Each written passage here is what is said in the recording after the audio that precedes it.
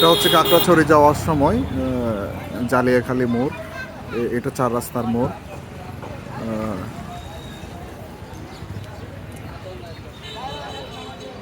এটি রামগড় বারিয়াহাটের প্রবেশ পথ এটা। আর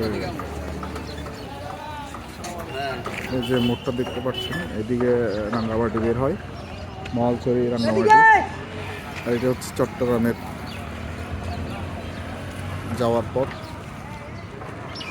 আর এটা হচ্ছে আপনার খাগড়াছড়ি সাজেক।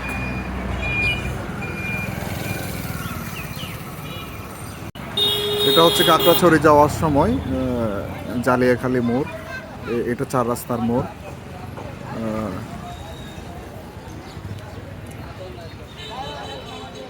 এটি রামগড় বারিয়াহাটের প্রবেশ পথ এটা।